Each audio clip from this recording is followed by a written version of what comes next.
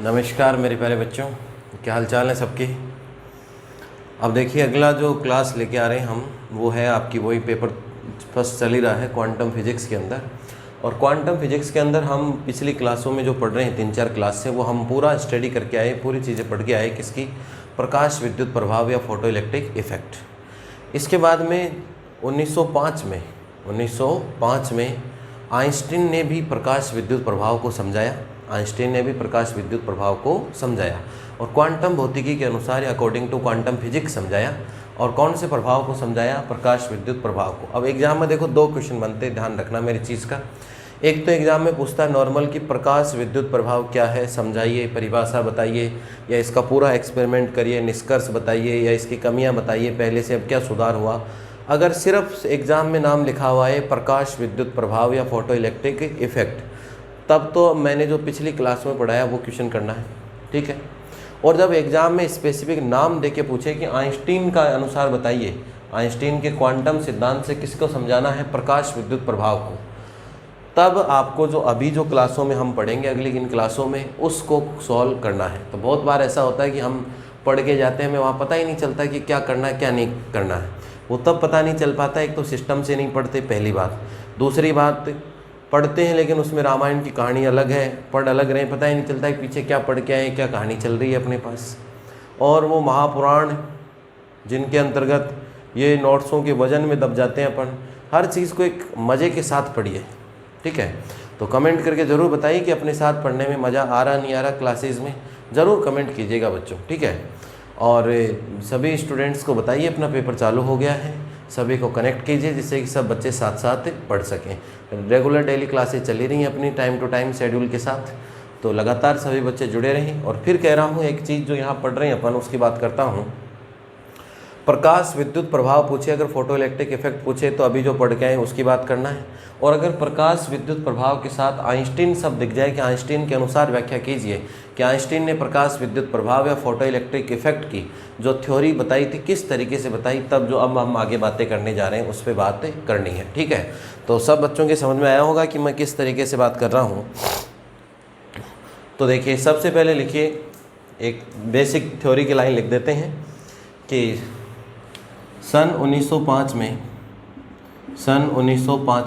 में आइंस्टीन के द्वारा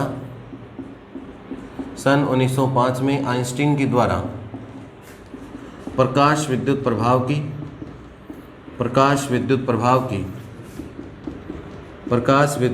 की व्याख्या की गई।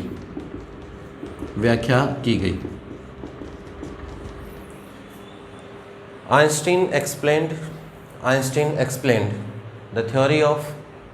explained the theory of photoelectric effect in 1905. Einstein explained the theory of photoelectric effect in 1905, ठीक है। अब देखिए आइंस्टीन ने किस प्रकार से व्याख्या की। एक तो हम पहले पढ़ के आए पिछले में तो हम पढ़ के आए थे कि ये कोई धातु की प्लेट है और धातु की प्लेट पर जैसे ही प्रकाश आपतित होता है, लेकिन उसमें एक चीज़ थी कि एक आवर्ती होती है, निश्चित फ्रीक्वेंसी, उससे ज़्यादा का जब प्रकाश आपतित होगा तब ही इलेक्ट्रॉन इससे क्या निकलेगा, इससे क्या बाहर निकलता है, इलेक्ट्रॉन। धातु की प्लेट से क्या बाहर निकलते हैं या क्या उत्सर्जित होते हैं आपके पास, इलेक्ट्रॉन उत्सर्जित होते हैं। अब आइंस्टीन ने इसी चीज़ को थोड़ा अलग कंसेप्ट बताया, लेकिन उन सभी चीज़ों को बता दिया जो इसमें होनी चाहिए। इसीलिए आइंस्टीन सफलतम व्याख्या कर पाया या सक्सेसफुल एक्सप्लेनेशन दे पाया किसकी, प्रकाश विद्युत प्रभाव या फोटो इलेक्ट्रिक इफेक्ट की। भाई आइंस्टीन ने क्या बताया कि जो हम पीछे एक्सपेरिमेंट पढ़ के आए हैं उन्हीं चीज़ों को बताया, लेकिन बताने का जो तरीका है वो अलग है। बातें वही हैं लेकिन बताने का, कहने का, हर चीज़ को अलग कंसेप्ट में प्रस्तुत किया। लेकिन जो पीछे हम पढ़ के आए वो सारी चीज़ें उसने काम में ली। उसने सब बातें बताई कि देहली ऊर्जा का कंसेप्ट भी काम में आया, जिसका नाम बदलेंगे आगे अपन, तो सारी चीज़ें उसने काम में ली। इसलिए ही तो ये पढ़ रहे हैं आज अपन कि आइंस्टीन ने भी प्रकाश विद्युत प्रभाव की क्या की थी, सफलतम व्याख्या। अब पिछले वाले में और आइंस्टीन ने क्या बातें किस तरीके से कही, अब उन चीज़ों की बात करते हैं अपन, ठीक है।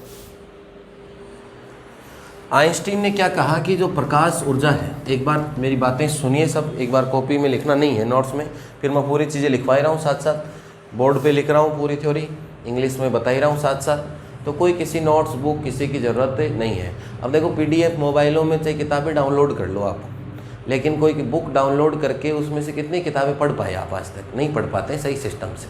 इसलिए मैं सारी चीज़ें लिखा रहा हूँ, चाहे इंग्लिश हो हिंदी हो। PDF से न अपन पढ़ पाते हैं न लिख पाते हैं सारी चीज़ें, उससे फिर बहुत दिमाग पे भी बहुत ज़ोर पड़ता है उन चीज़ों से, इसलिए साथ साथ लिखते रहिए प्यारे बच्चों, ठीक है।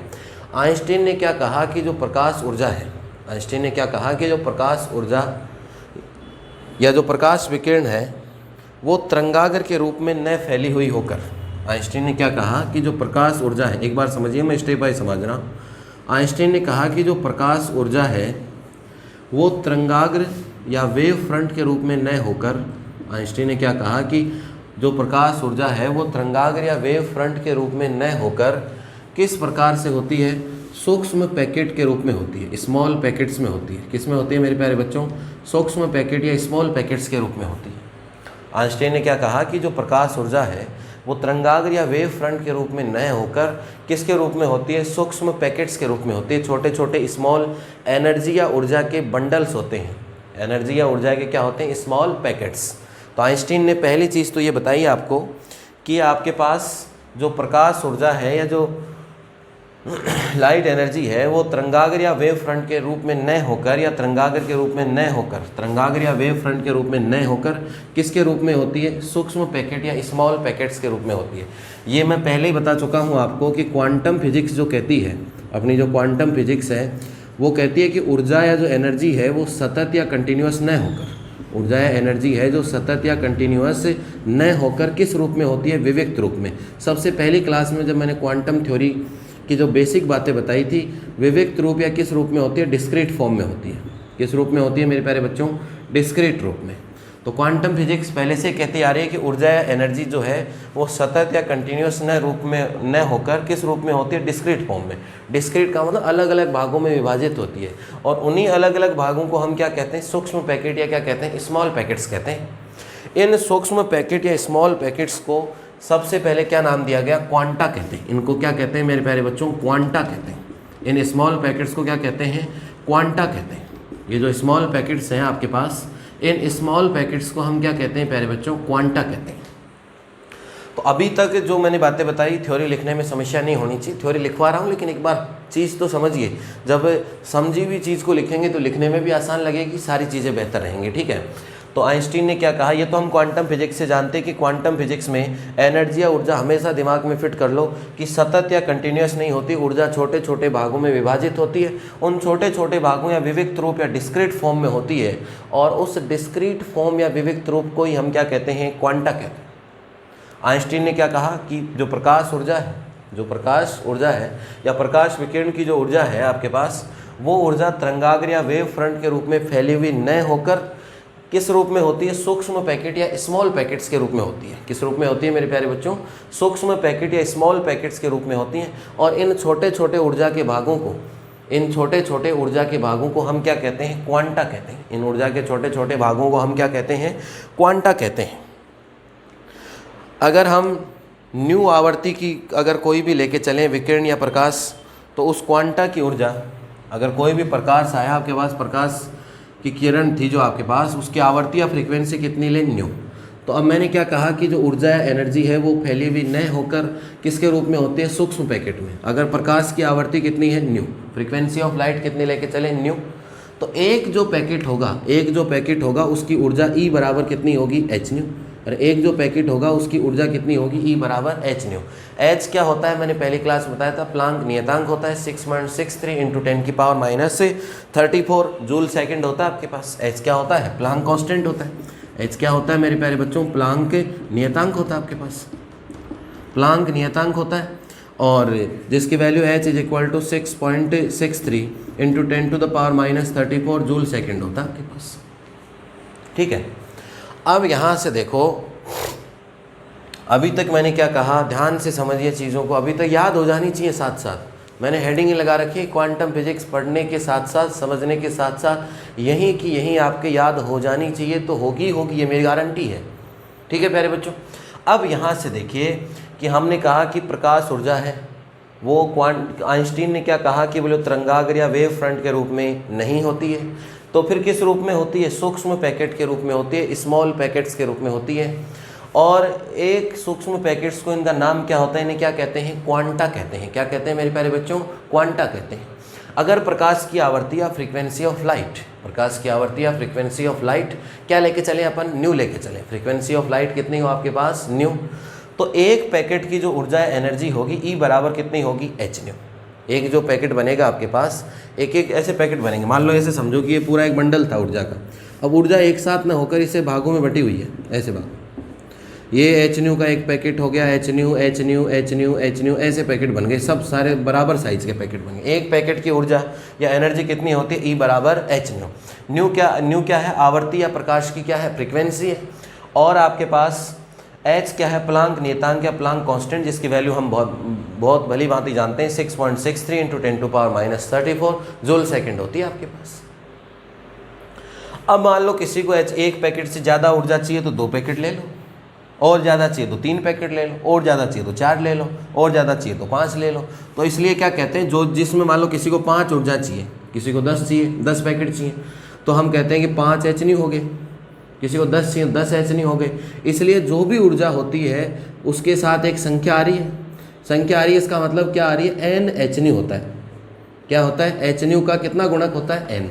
अब जितनी आवश्यकता होगी किसी भी एक्सपेरिमेंट या किसी भी प्रयोग में, उतनी एनर्जी हम ले लेंगे। भाई कौन सी धातु लगी हुई है, उसको कितनी ऊर्जा चाहिए। तो ये है बेसिक कंसेप्ट किसका, आइंस्टीन का। आइंस्टीन की बेसिक थ्योरी इसी पे डिपेंड करती है। आइंस्टीन कहता है कि भाई प्रकाश को मैं तरंगाग्र या वेव फ्रंट के रूप में नहीं ले रहा, प्रकाश भी एक ऊर्जा का रूप होता है या फॉर्म ऑफ एनर्जी होता है। और फॉर्म ऑफ एनर्जी जो होती है वो सतत या कंटिन्यूस नहीं होती, क्वांटम फिजिक्स कहती है। और सतत या कंटिन्यूस न होकर किस में होती है, छोटे छोटे भागों में विभाजित होती है, जिसको जितनी ज़रूरत है उतने भाग ले सकता है। और इन छोटे छोटे पैकेट को क्या कहते हैं, क्वांटा कहते हैं। अगर प्रकाश की आवर्ती या फ्रीक्वेंसी ऑफ लाइट, अगर प्रकाश की आवर्ती या फ्रीक्वेंसी ऑफ लाइट अगर कितनी न्यू, तो एक पैकेट की ऊर्जा कितनी हो गई, ई बराबर एच न्यू। अरे ई बराबर क्या हो गई आपके पास, एच न्यू। यहाँ तक कोई समस्या मुझे कमेंट करके बताइए, यहाँ तक कोई समस्या मुझे कमेंट करके बताइए। इस एक पैकेट को क्या कहते हैं, इस एक पैकेट को क्या कहते हैं मेरे प्यारे बच्चों, क्वांटा कहते हैं, क्वांटा कहते हैं। और इसको बाद में क्या नाम दिया गया, फोटोन। अरे क्या नाम दिया गया इसको, फोटोन नाम दिया गया इसको। क्या नाम दिया गया मेरे प्यारे बच्चों, फोटोन नाम दिया गया इसको। तो एक पैकेट को हम क्या कहते हैं, क्वांटा, या क्या कहते हैं इसको, फोटोन कहते हैं। तो फोटोन ई बराबर कितना होता है, एच न्यू। ये कंसेप्ट किसने बताया, आइंस्टीन ने बताया। तो यहाँ तक की थ्योरी लिखने के लिए रेडी हो क्या, अरे यहाँ तक की थ्योरी लिखने के लिए रेडी हो क्या। तो देखिए अब लिखते हैं इसके अंदर, बस जो बातें मैं कह रहा हूँ थ्योरी में समझ आ गई होगी सबके। अब बहुत सारे बच्चों को मेरे पास रोज़ मैसेज, कमेंट, फ़ोन आते हैं कि सर हम थ्योरी तो आप समझाते हैं उसके साथ ही लिख देते हैं, आपसे पहले हम पूरा कंसेप्ट समझ के पूरी थ्योरी खुद की लैंग्वेज में बना के जो हमेशा के लिए याद रहती है मैं लिख रहा हूँ, समझ आपने लिया ही है पूरा, और उसके बाद बहुत अच्छे से लिखेंगे प्यारे बच्चों, ठीक है। तो लिखे इसमें किसके अनुसार बात कर रहे हैं अपन, किसके अनुसार बात कर रहे हैं, आइंस्टीन के अनुसार। तो देखिए आइंस्टीन के अनुसार, आइंस्टीन के अनुसार, आइंस्टीन के अनुसार प्रकाश की ऊर्जा, आइंस्टीन के अनुसार प्रकाश की ऊर्जा या प्रकाश ऊर्जा, आइंस्टीन के अनुसार प्रकाश की ऊर्जा उसके तरंगाग्र के रूप में, आइंस्टीन के अनुसार प्रकाश की ऊर्जा उसके तरंगाग्र के रूप में, उसके तरंगाग्र के रूप में न फैली हुई होकर, उसके तरंगाग्र के रूप में न फैली हुई होकर, न फैली हुई होकर, न फैली हुई होकर आइंस्टीन के अनुसार प्रकाश ऊर्जा उसके तरंगाग्र के रूप में न फैली हुई होकर विविक्त रूप में, विविक्त रूप में, विविक्त रूप में सूक्ष्म पैकेटों, सूक्ष्म ऊर्जा पैकेटों, सूक्ष्म ऊर्जा पैकेटों के रूप में, सूक्ष्म ऊर्जा पैकेटों के रूप में होती है, सूक्ष्म ऊर्जा पैकेटों के रूप में होती है। यही तो कहा मैंने कि according to Einstein, according to Einstein light energy, light energy not in the form of wave front, according to Einstein light energy not in the form of wavefront, not in the form of wavefront, but it is in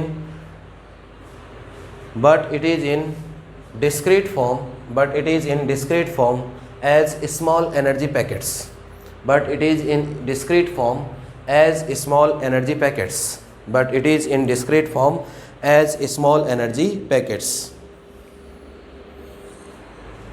अब देखिए आगे लिखिए, प्रकाश की आवर्ती कितनी मान लेते हैं, न्यू। तो न्यू आवर्ती के प्रकाश के लिए, न्यू आवर्ती के प्रकाश के लिए, न्यू आवर्ती के प्रकाश के लिए, न्यू आवर्ती के प्रकाश के लिए एक क्वांटा की ऊर्जा, एक क्वांटा की ऊर्जा, न्यू आवर्ती के प्रकाश के लिए एक क्वांटा की ऊर्जा, energy of a quanta, energy of a quanta for frequency new of light, for frequency new of light. भाई इन सूक्ष्म पैकेटों को यहाँ लिखना चाहो तो एक शब्द लिख सकते हो, ब्रैकेट में आप क्या लिख सकते हो कि हम क्या कहते हैं, इनको क्वांटा कहते हैं। आगे लिखेंगे भी एक लाइन में, और ब्रैकेट में और समझने के हिसाब से लिखना चाहो तो क्या कहते हैं, इनको क्वांटा कहते हैं। तो न्यू आवर्ती के प्रकाश के लिए एक क्वांटा की ऊर्जा, energy of a quanta of frequency nu frequency light, तो क्या होगा आपके पास, E इज इक्वल टू कितना होता है आपके पास, h nu. E equal to कितना होता है मेरे प्यारे बच्चों, h nu. E equal to कितना होता है, एच न्यू। बता दीजिए, पहली बार बात कर रहे हैं, जहाँ H प्लांक नियतांक है, जहाँ H क्या है, प्लांक नियतांक है, जहाँ H प्लांक नियतांक या प्लांक्स कांस्टेंट है, जहाँ H प्लांक नियतांक, प्लांक्स कांस्टेंट, जहाँ H क्या है मेरे प्यारे बच्चों, प्लांक्स कांस्टेंट, वैल्यू होती है 6.63 into 10⁻34 joule second, joule second. ठीक है, तो E इज इक्वल टू कितना हो गया आपके पास, एच न्यू, जहाँ H क्या होगा, प्लांक नियतांक, और प्लांक नियतांक की वैल्यू कितनी होती है, 6.63 इंटू 10⁻34। ठीक है, नोट करते रहिए साथ साथ। अब देखिए मैंने क्या कहा कि ऊर्जा के पैकेट को हम क्या कहते हैं, क्वांटा, और बाद में जाके इनको क्या कहने लगे, फोटोन। तो वो लाइन भी लिख देते हैं, ये ऊर्जा के सूक्ष्म पैकेट, ये ऊर्जा के सूक्ष्म पैकेट, कहीं भी एक लाइन ऐसी नहीं लिखी जाएगी कि ये कहाँ से आ गई सर, नहीं भाई ऐसा नहीं है, बिल्कुल एक एक चीज़ को समझिए, उसके बाद अपन बात कर रहे हैं। ये ऊर्जा के सूक्ष्म पैकेट, ये ऊर्जा के सूक्ष्म पैकेट, ये ऊर्जा के सूक्ष्म पैकेट क्वांटा, ये ऊर्जा के सूक्ष्म पैकेट क्वांटा या फोटोन कहलाते हैं, ये ऊर्जा के सूक्ष्म पैकेट क्वांटा या फोटोन कहलाते हैं, ये ऊर्जा के सूक्ष्म पैकेट क्वांटा या फोटोन कहलाते हैं। These small packets of energy, these small packets of energy are called quanta or photon. These small packets of energy are called quanta or photon, are called quanta or photon, quanta or photon.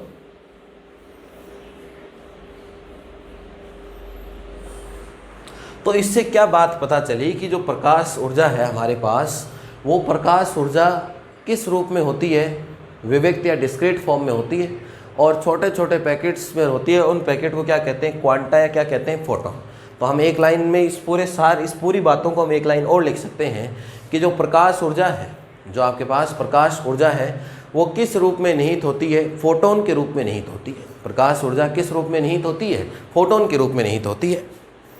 तो देखिए प्रकाश ऊर्जा,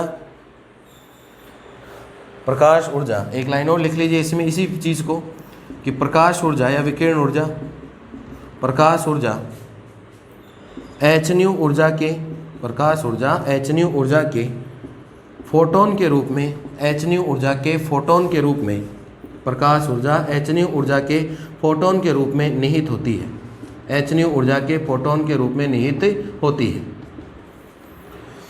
कि प्रकाश ऊर्जा H new ऊर्जा के photon के रूप में निहित होती है। Light energy in the form of, light energy in the form of photon of energy H new, light energy in the form of photon of energy H new. तो ये हुई बेसिक बात जो किसने बताई भाई, आइंस्टीन ने। आइंस्टीन ने प्रकाश विद्युत प्रभाव की व्याख्या की 1905 में। आइंस्टीन ने क्या कहा कि प्रकाश ऊर्जा तरंगाग्र या वेव फ्रंट में न फैली होकर सतत या कंटिन्यूस न होकर किसके रूप में होती है, विविक्त रूप या डिस्क्रीट फॉर्म में होती है। विविक्त रूप का मतलब है कि छोटे छोटे भागों में या छोटे छोटे स्मॉल सूक्ष्म पैकेट के रूप में होती है, और इन स्मॉल पैकेट्स को हम क्या कहते हैं, क्वांटा। और एक पैकेट की ऊर्जा अगर प्रकाश की आवर्ती या फ्रीक्वेंसी कितनी लेके चले, न्यू, तो एक पैकेट की ऊर्जा ई बराबर कितनी होगी आपके पास, एच न्यू। ई बराबर कितनी होगी आपके पास, एच न्यू, जहाँ एच आपके पास क्या है, प्लांक नियतांक या प्लांक्स कांस्टेंट है, जिसकी वैल्यू हम भली भांति जानते हैं 6.63 × 10⁻⁻34 जूल सेकंड होती है। और हम इसी चीज़ को कह सकते हैं कि ये ऊर्जा के सूक्ष्म पैकेट क्वांटा या फोटोन कहलाते हैं। इन ऊर्जा के जो छोटे पैकेट बनाए, एक सबसे छोटे साइज़ के पैकेट की ऊर्जा कितनी होगी, एच न्यू। किसी को ज़्यादा एनर्जी चाहिए 2 पैकेट ले लो, किसी को और ज़्यादा चाहिए 3 ले लो, इसलिए एच न्यू एन का गुणज होता है, 10 H new, 20 H new, 50 H new. तो हम नॉर्मली जब पीछे बता भी चुका हूँ मैं ये चीज़ें कि एन एच न्यू होती है। अगर किसी की ऊर्जा बतानी हो तो क्या बताते हैं, एन एच न्यू।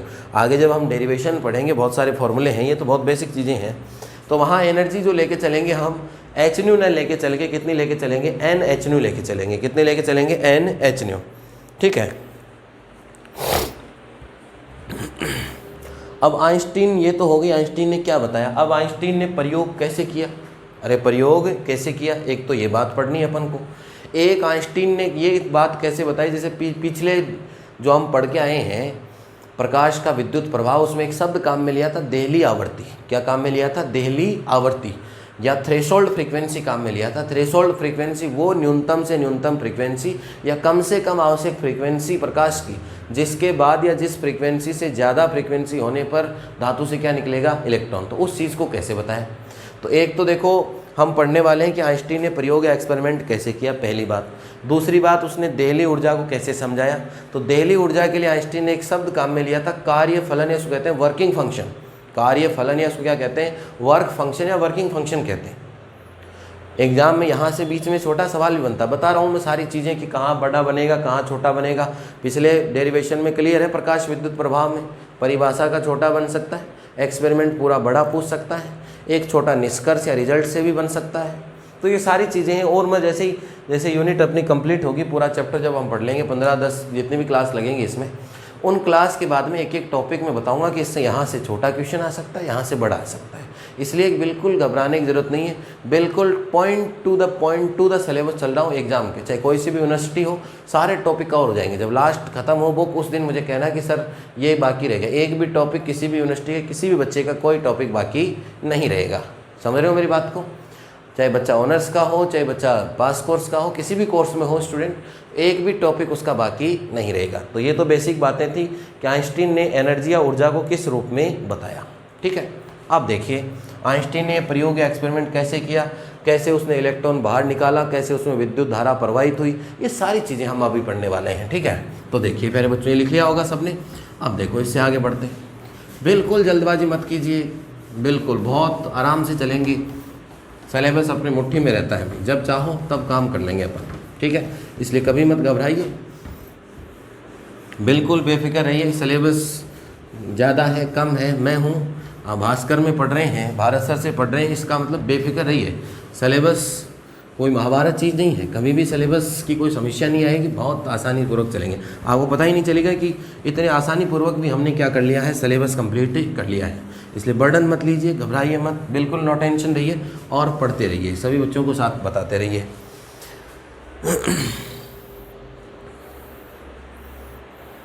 अब देखिए आइंस्टीन ने क्या किया कि क्वांटम सिद्धांत से पूरी सफलतापूर्वक व्याख्या की, किसकी, प्रकाश विद्युत प्रभाव की। कैसे की, तो एक लाइन लिख दीजिए। आइंस्टीन ने क्वांटम सिद्धांत ही तो, क्वांटम ही तो कहती है कि ऊर्जा एनर्जी किसके रूप में होती है, छोटे छोटे पैकेट के रूप में होती है। तो ये आइंस्टीन ने कौन सा सिद्धांत काम में लिया, क्वांटम सिद्धांत। तो आइंस्टीन ने क्वांटम सिद्धांत से प्रकाश विद्युत प्रभाव की पूरी सफलतम व्याख्या की। अब वो कैसे की, वो आगे बात करते हैं अपन। तो एक लाइन लिख दीजिए कि आइंस्टीन ने क्वांटम सिद्धांत से प्रकाश विद्युत प्रभाव की,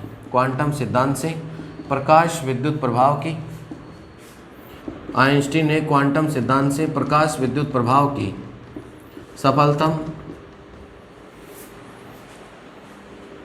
सफलतम व्याख्या की।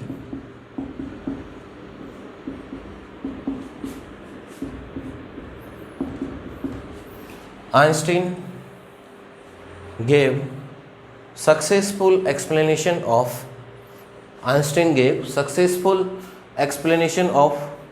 photoelectric effect. Einstein gave successful explanation of photoelectric effect by quantum theory.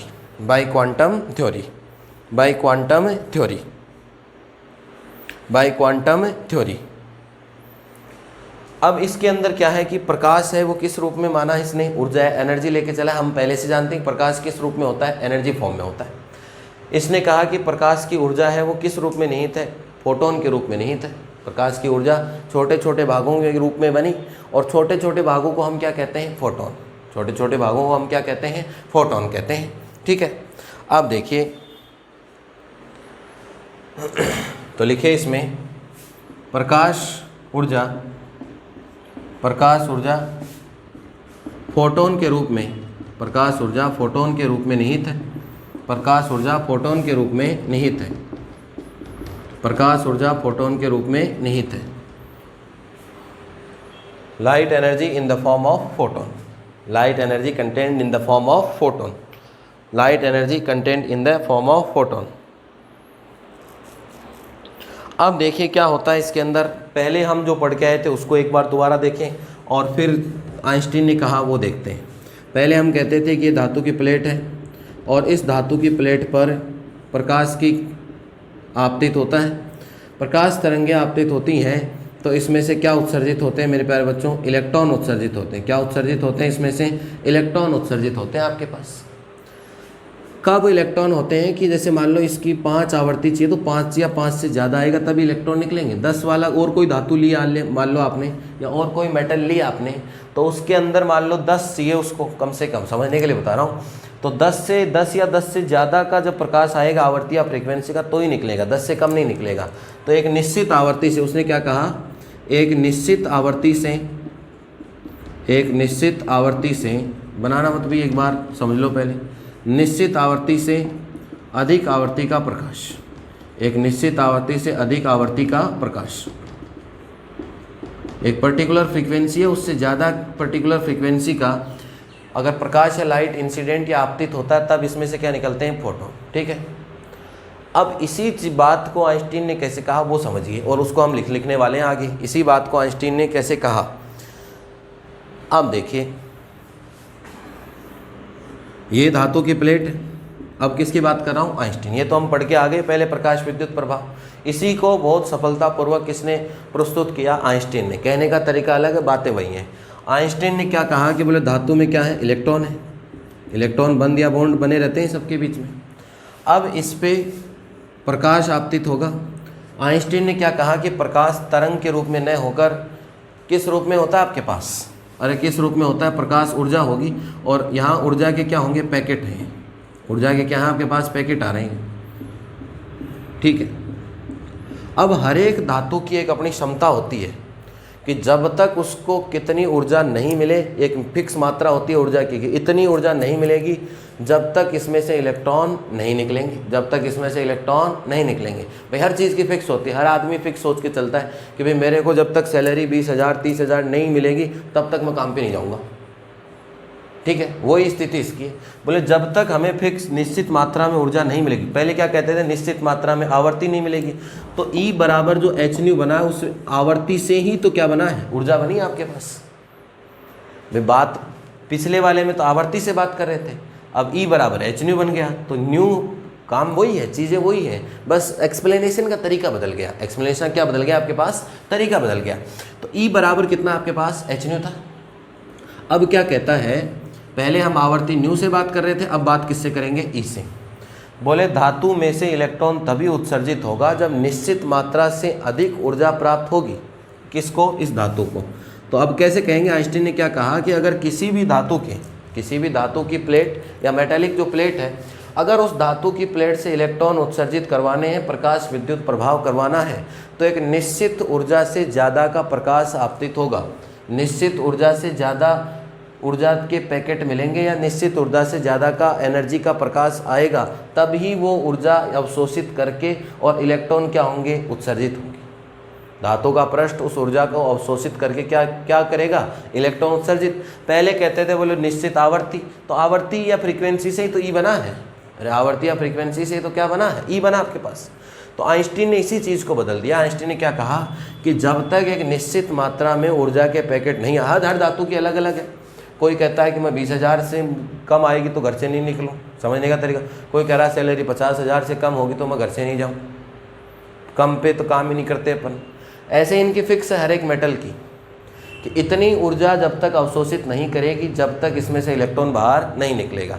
तो वो देहली ऊर्जा जो बता रहा था, देहली आवर्ती जो मैंने बताई थी, थ्रेशोल्ड फ्रीक्वेंसी कि कम से कम जितनी चाहिए उसको क्या कहते हैं, देहली आवर्ती या थ्रेशोल्ड फ्रीक्वेंसी कहते हैं। वैसे इसमें भी वो शब्द आ गया, कम से कम इतनी ऊर्जा आने पर ही, कम से कम इतनी मात्रा, एक फिक्स लिमिट है कि इतनी ऊर्जा आने पर ही इलेक्ट्रॉन, ज़्यादा आएगी तो और अच्छी बात है, लेकिन कम से कम इतनी आए तब ही हम क्या छोड़ेंगे बाहर, इलेक्ट्रॉन उत्सर्जित होगा।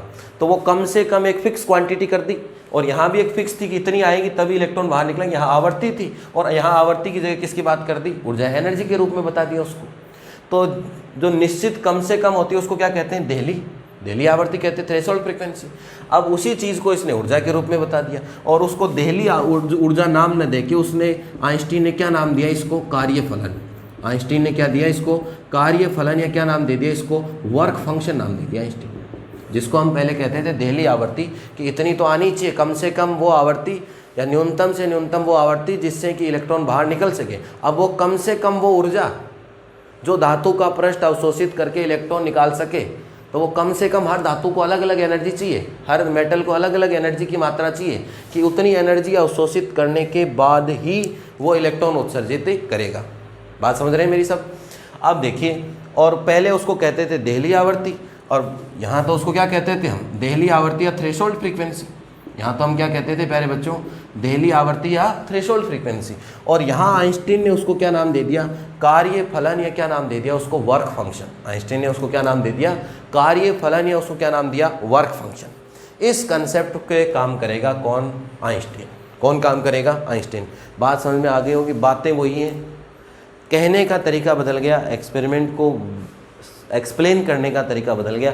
इन्होंने आवर्ती से एक्सप्लेन किया था, इन्होंने किससे एक्सप्लेन कर दिया, ऊर्जा के पैकेट से। और एक पैकेट ऊर्जा का कितना होता है, ई बराबर कितना होता है, hν होता है। ई बराबर कितना होता है मेरे प्यारे बच्चों, hν होता है। तो पहले इसमें कुछ बेसिक बातें और लिख लेते हैं, और फिर अलग से हेडिंग लगा के किसको समझेंगे, कार्यफलन को। क्योंकि एग्जाम में सिर्फ कार्यफलन का भी क्वेश्चन पूछा जाता है, समझ रहे हो मेरी बात को। इसलिए कार्यफलन अगर इसी मिला दूंगा इसी थ्योरी में, तो आपको एग्जाम में यही पता नहीं चल पाएगा कि कहाँ से तो शुरू करना है क्वेश्चन का आंसर और कहाँ ख़त्म करना है। भाई चलो पूरा क्वेश्चन आ गया, तब तो हमने सब लिख दिया। आइंस्टीन के क्वांटम सिद्धांत बताइए प्रकाश विद्युत प्रभाव के लिए, तब तो हमने पूरा बता दिया। लेकिन मान लो कार्यफलन अकेला पूछ ले तो उसमें क्या बातें लिखनी है, इसलिए पहले बेसिक बातें आइंस्टीन की अलग लिख देते हैं, और कार्यफलन को बहुत अच्छे से अलग से समझेंगे। कार्यफलन को फिर नाम भी देंगे कि क्या किस नाम से कहते हैं, फाई, या इसको W0 भी कहते हैं, ठीक है। तो इसको अच्छे से समझेंगे। तो पहले कुछ बेसिक बातें और लिखिए, फिर अपन कार्यफलन को अलग हेडिंग लगा के इसी के अंदर सोल्व करेंगे, जिससे कि अगर छोटा सवाल भी आ जाए तो भी कार्यफलन को हम अच्छे से एक्सप्लेन कर सकें। नहीं, बच्चों की समस्या क्या रहती है, बोले सर आ तो रहा था, लेकिन फिर बोलो कितना लिखें। हमने तो बोले छोटे सवाल में ही बड़ा लिख दिया, और कई बार ऐसा होता है कि बड़े सवाल में छोटा सा उत्तर आ रहा हमको, और कई बार ऐसा भी हो जाता है कि छोटे सवाल में बोले अब कहाँ से शुरू करें कहाँ ख़त्म करें, छोटा पूछ लिया उसने। तो हर चीज़ को, हर टॉपिक को लेके चलूँगा, जहाँ से छोटा बन रहा वहाँ छोटे को कैसे सोल्व करना है, बड़ा क्वेश्चन आता है उसको कैसे लिखना है, तो इस प्रकार से चलना है, ठीक है। तो लिखे इसके अंदर, जैसे ही पर्याप्त ऊर्जा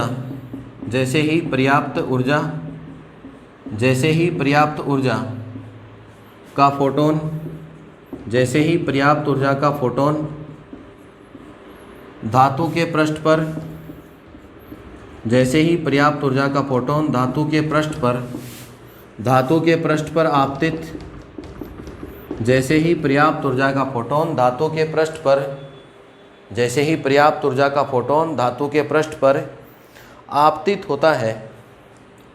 होता है तो ऊर्जा का ऊर्जा का अवशोषण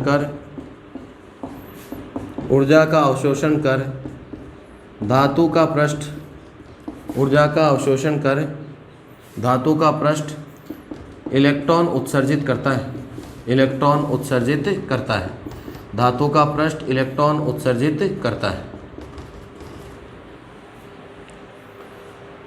When a sufficient energy photon incidenting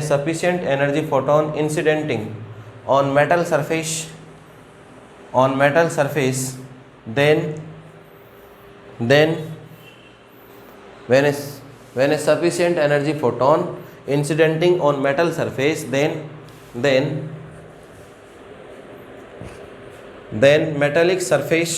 then metallic surface emit electrons by absorbing required energy.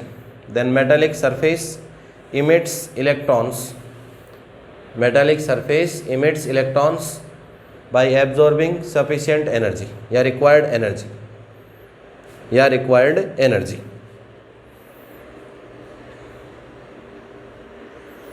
अब ये भाई एक बात और आती है कि हमने बता दिया कि कोई समस्या नहीं है। पहले हम कहते थे कि न्यू आवर्ती से कम का होगा तो इलेक्ट्रॉन नहीं निकलेंगे। अब हमने कह दिया कि इतनी ऊर्जा तो होनी चाहिए, उसके बाद ही इलेक्ट्रॉन निकलेंगे। तो देहली वाली बात तो हो गई, जिसको आइंस्टीन ने आगे क्या नाम दिया था, कार्यफलन।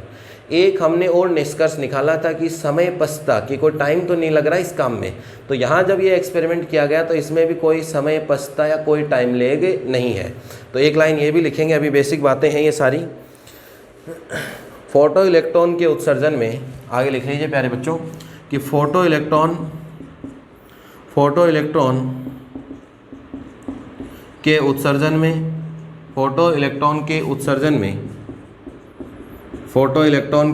में कोई समय पछता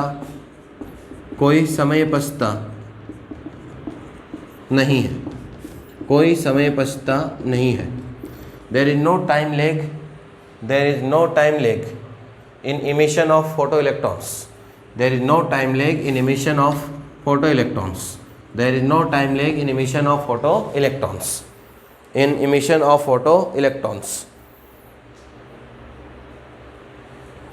photoelectrons. क्यों नहीं है?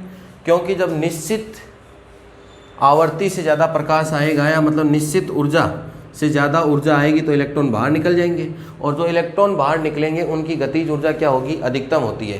क्योंकि गतिज ऊर्जा हम पहले पढ़ चुके हैं कि प्रकाश की तीव्रता पर निर्भर नहीं करती है। Kinetic energy does not depend on intensity of light.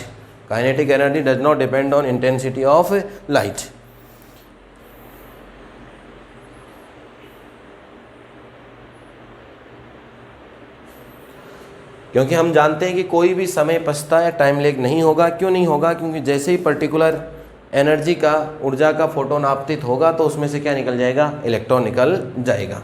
ठीक है, तो ये बात हुई आपके पास किसकी बात हो गई, आइंस्टीन के द्वारा प्रकाश विद्युत प्रभाव की व्याख्या। तो ये तो हुई बेसिक बात है। अब कल अगर पूरा पूछे तो आगे तक पूरा करना ही एग्जाम में। अब कल जो मैं बात करूँगा कि कार्य फलन या वर्किंग फंक्शन क्या चीज़ होती है, क्या इससे निष्कर्ष या रिजल्ट निकले, कैसे ग्राफ बनेगा, क्या क्या चीज़ें होंगी, तो वो सारी चीज़ें हम पढ़ने वाले हैं।